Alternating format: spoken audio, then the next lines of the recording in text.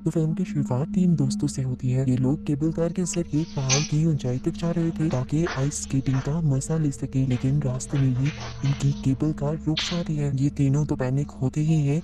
इसी cable car की दूसरी कार में बैठे हुए लोग और भी ज्यादा पैनिक हो गए थे। जॉन अपने दोस्तों को डराने के लिए खुद हिलने लग जाता है और एमा ज्यादा घबरा जाती है। डैनी एमा के साथ बातें करते हुए उसे रिलैक्स करता है और कुछ ही देर में ये केबल कार दोबारा चल पड़ती है। फाइनली ये लोग पहाड़ की चोटी पर पहुंच जाते हैं और फिर खेलना शुरू कर देते हैं। बहुत सारा खेलने के बाद फाइनली ये पहाड़ से नीचे आ गए थे। नीचे आकर ये लोग खाना शाना खाते हैं और जॉन को लगता है कि अभी भी इन्होंने फुल एंजॉय नहीं किया, इसीलिए वो सबको मना लेता है कि ये लोग रात में भी दोबारा एक मरतबा पहाड़ी के ऊपर जाएंगे केबल कार के जरिए और खुद से स्केट करते हुए नीचे आएंगे। ये लोग जैसे ही टिकट काउंटर पर जाते हैं तो इन्हें पता चलता है कि रिसोर्ट बंद होने का टाइम हो चुका है, लेकिन इन्हें तो जैसे जिद हो गई थी कि आज इन्हें केबल कार के जरिए पहाड़ के ऊपर जाना है। ये लोग उस कार की मिन्नतें करना शुरू कर देते हैं और आखिर एमा की बातों के अंदर वो आ भी जाता है और इनसे कहता है कि मैं कुछ देर के लिए ये केबल कार खोल देता हूँ, लेकिन इस शर्त पर कि जल्दी आप लोग पहाड़ी से नीचे आ जाएंगे। ये लोग भी उसकी बात का वादा कर लेते हैं और खुशी खुशी तीनों केबल कार में बैठ जाते हैं। फाइनली ये लोग तो केबल कार में बैठकर निकल गए थे और यही से शुरू हो जाता है इनका बुरा वक्त। पीछे से वो गार्ड जिसने इन तीनों को भेजा था उसे उसके बॉस बुला लेते हैं और वो दूसरे बंदे को कहकर जाता है कि मैंने केबल कार से 3 लोगों को पहाड़ी पर भेजा है, जब तक वो वापस ना आए तो केबल कार बंद ना करना। कुछ ही देर गुजरती है और 3 लड़के सच में पहाड़ी से नीचे उतरते हुए भी उसे नजर आ जाते हैं और ये देखकर वो केबल कार की बिजली ऑफ कर देता है और सब कुछ बंद कर कर यहाँ से जाने की तैयारी करने लग जाता है। और हम देखते हैं कि वो 3 लोग जो आए थे वो असल में डैनी और डैनी के दोस्त नहीं थे। डैनी और डैनी के दोस्त तो आधे ही रास्ते में केबल कार में बहुत ऊंचाई पर अब फंस चुके थे। पहले पहले तो इन्हें लगा कि जरूर ये मशीन का कोई मसला होगा, जैसे सुबह भी हुआ था, लेकिन फिर कई घंटों के इंतजार के बावजूद भी जब मशीन नहीं चलती तो ये समझ जाते हैं कि ये लोग यहाँ पर फंस चुके हैं। ऊपर ठंड बहुत ज्यादा थी और बर्फानी तूफान भी आना शुरू हो चुका था। मसला सबसे बड़ा ये था कि पहाड़ की इतनी ऊंचाई पर कोई नेटवर्क नहीं था कि किसी को कॉल करके मदद के लिए बुला सके। नीचे से अब पूरा शहर अंधेरों में डूब गया था। इनका डर अब और भी ज्यादा बढ़ने लग जाता है और तूफान भी शिद्दत पकड़ लेता है। अब तो जॉन को भी डर लगने लगा था। जो पहले इनको सहारा दे रहा था वो खुद भी रोने लगा। ये लोग जोर जोर से चिल्लाते हुए मदद बुलाने लग जाते हैं पर कोई भी इनकी बात नहीं सुन पाता। आखिर ये लोग हार मान लेते हैं और इस चीज को एक्सेप्ट कर लेते हैं कि जल्द ही ये लोग मर जाएंगे। लेकिन तभी नीचे से इन्हें एक स्नो ट्रैक्टर आता दिखाई देता है। ये लोग खुश हो जाते हैं और अपनी चीजें फेंकते हुए उसे ट्रैक करने की कोशिश करते हैं, लेकिन वो ड्राइवर उन्हें नोटिस ही नहीं कर पाता। वो यहाँ अपने साथी को लेने आया था जो पहले ही जा चुका था। आखिर ट्रक भी यहाँ से चला जाता है और इनकी ये उम्मीद भी खत्म हो जाती है। तूफान तो रुक चुका था लेकिन अब ठंड काफी बढ़ गई थी। सांस लेना भी यहाँ पर इनके लिए बहुत ज्यादा मुश्किल हो रहा था। और तभी डैनी को एक और बात याद आती है कि इनको पता चला था कि आने वाले 2-3 दिन तक अब ये रिजॉर्ट नहीं खुलेगा, आने वाले कुछ तूफानों की वजह से। यानी अगली सुबह भी रेस्क्यू होने के सारे चांसेस खत्म। ये सारी बातें सुनकर एमा रोने लग जाती है और डैनी उसे सहारा देता है ये कहते हुए कि मैं अपने दोस्तों को यानी तुम दोनों को बचाने का कोई ना कोई रास्ता निकाल ही लूंगा। इसी सब के दौरान एमा का एक लफ्ज भी बर्फ के अंदर गिर जाता है। अब यहाँ पर सर्वाइव करना और भी ज्यादा मुश्किल हो सकता था। एमा की ये हालत देखते हुए डैनी को जोश चढ़ गया अपने दोस्तों को बचाने का और उसने एक बहुत ही भयानक फैसला लिया। उसने फैसला लिया कि वो ऊपर से सीधा नीचे जंप करेगा और फिर मदद बुला कर लाएगा।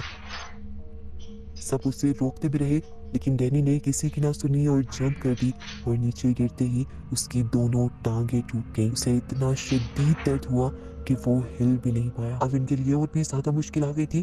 डैनी बहुत ज्यादा दर्द में था और ये लोग उसके लिए कुछ कर भी नहीं सकते थे। जो हम देखता है कि 2 केबल कार्ड्स के पीछे एक टॉवर है जिसके ऊपर सीढ़ियां लगी हुई है, उससे नीचे जाया जा सकता है, लेकिन वहां तक का सफर तय करना भी बहुत ज्यादा मुश्किल। पर आमा जॉन को हिम्मत देती है और वो कार्ड के पिछले हिस्से पर चढ़ जाता है और जैसे ही वो एक आध कदम आगे बढ़ता है लटकते हुए ही तो उसके ग्लव्स कट जाते हैं। उससे भयानक दर्द होने लगता है और वो डर कर वापस कार्ड के अंदर आ जाता है। नीचे का मंजर और भी ज्यादा खराब हो चुका था। यहाँ पर तूफान भी आने लगा था। डैनी बेहोश हो गया था दर्द से और यहाँ जंगली जानवर भी मंडलाने लगे थे और ये सब उनके डर को बढ़ाने के लिए काफी था। अपने पास जानवरों को देखकर डैनी को होश भी आ गया और उसने डरते हुए अपने मुंह पर कैप ढक ली क्योंकि वो इन जानवरों से बचकर भाग भी नहीं सकता था। आखिर जानवर उससे काट खाने लगे और ये दोनों ऊपर से चुपचाप ये मंजर देखते रहे। अब इन्हें दुख और गिल्ट होने लगा था। इसे गिल्ट में ये एक दूसरे पर इल्जाम लगाने लगते हैं कि तुम्हारी गलती है और तुम्हारी गलती है। जॉन एमा से कहता है कि तुम्हें डैनी को रोकना चाहिए था, ये सब जो हो रहा है इसमें तुम्हारी गलती है। लेकिन एमा कहती है मेरी नहीं, तुम्हारी गलती है। तुम्हारा ही प्लान था कि हम रात के इस पहर यहाँ वापस आए थे। इनकी बातों के दौरान तूफान दोबारा शुरू हो जाता है। बर्फ इतनी बढ़ती है कि डैनी की डेड बॉडी बर्फ में ढकी जाती है। ऐसे ही बहस करते करते कभी इन्हें नींद आ गई, इन्हें पता ही नहीं चला। सुबह भी हो गई और एमा ने जब आँख खोली तो एक बहुत ही भयानक चीज उसे ये पता चली कि उसका हाथ रेलिंग से चिपक गया था और अब वो जितनी भी कोशिश कर रही थी उसका हाथ नहीं उतर रहा था। वो जानती थी कि अगर उसने थोड़ा सा भी जोर लगाया तो उसका हाथ जख्मी हो सकता है। वो बहुत ही आहिस्ता आहिस्ता अपना हाथ उतारने की कोशिश करती है और स्किन की पहली लेयर उसकी सारी छिलकर उसे रेलिंग पर रह जाती है और एमा का हाथ बुरी तरह जख्मी हो जाता है। उसकी हल्की हल्की चीखों को सुनते हुए जॉन की आंख खुल जाती है और वो जब उसका हाथ दिखता है तो उसे भी बहुत ज्यादा दुख होता है। पूरी रात की ठंड के बाद अब जो धूप निकली थी इनसे उनकी सर्दी तो थोड़ी कम हुई थी, लेकिन अब ये धूप भी इन्हें दर्द दे रही थी। ठंड की वजह से जो इनकी स्किन पर जख्म आ गए थे धूप उन्हें जला रही थी। इस टाइम पर जॉन कहता है मुझे उम्मीद है कि जरूर रिजॉर्ट के लोग हमें ढूंढते हुए यहाँ पर आ जाएंगे और हमें रेस्क्यू कर लिया जाएगा। लेकिन फिर घंटों गुजर जाती हैं और कोई नहीं आता। ये लोग एक लंबे टाइम से वॉशरूम भी नहीं गए थे। मजबूरन इनके कपड़े गीले हो जाते हैं और ये दोनों कुछ नहीं कर पाते। कपड़े गीले होने की वजह से ठंड और ज्यादा लगने लगी थी। जॉन ने फैसला किया कि अब कोई रास्ता नहीं है अपने आप को बचाने के लिए। अब वो हर हाल में टॉवर तक रेंगते हुए पहुंचेगा ही।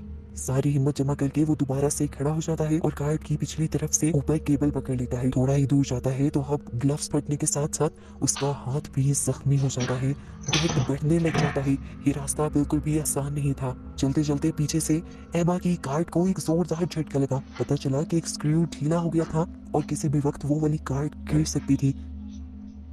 अब जॉन पीछे भी नहीं जा सकता था क्योंकि एमा की जान खतरे में पड़ जाती।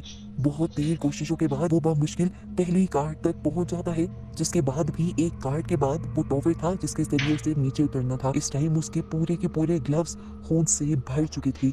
हम देखते हैं कि नीचे बहुत सारे जंगली जानवर भी आ गए थे। तब जॉन एमा से कहता है कि नीचे चीजें फेंको ताकि जानवर यहाँ से भाग सके और मैं नीचे उतर पाऊँ। लेकिन एमा उतनी ताकत से अपनी चीजें नीचे नहीं फेंक पाती और वह जानवर भी वहां से नहीं जा पाती।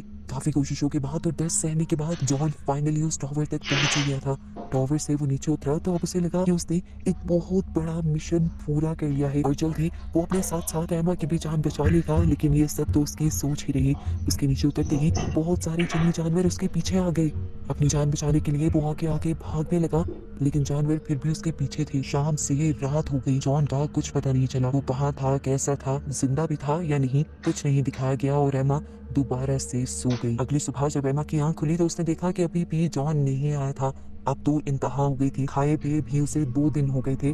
अब अगर वो यहाँ रुकती तो मर जाती। उसने फैसला किया कि बैठे बैठे मरने से अच्छा है कि कोशिश कर कर हार मानी जाए। कम से कम वहाँ पर बचने के तो कुछ चांसेस होंगे। फाइनली वो अपनी कार्ड से जंप कर देती है और कार्ड भी आकर उसी के पाँव पर गिर जाती है। लेकिन वो अब अपने दर्द को भी सहते हुए इस इलाके से बाहर निकलने की कोशिश करती है। वो अपने आप को घसीट घसीट कर आगे बढ़ा रही थी और रास्ते में उसने देखा कि बर्फ पर ऐसे निशान थे कि जैसे किसी को घसीटते हुए यहाँ से ले जाया गया हो। वो समझ गई कि यहाँ पर इंसान जॉन ही था और जानवरों ने जॉन को ही घसीटा होगा और चीर फाड़ कर मार दिया होगा। वो आगे बढ़ी तो उसका भी सामना एक जंगली भेड़िए से हो गया। उसे लगा कि अब वो मर जाएगी। भेड़िए के मुंह पर खून के निशान थे, जिससे ये बात कंफर्म हो गई कि भेड़िए ने उसके दोस्त को खा लिया था। भेड़िया उसे कुछ भी नहीं कहता क्योंकि उसका तो पेट पहले से ही भर चुका था। इस तरह एमा उससे बच जाती है और अपने आप को घसीटते घसीटते सड़क के किनारे तक पहुंच जाती है। यहाँ पर भी दूर दूर तक किसी के आने का नामो निशान नहीं था।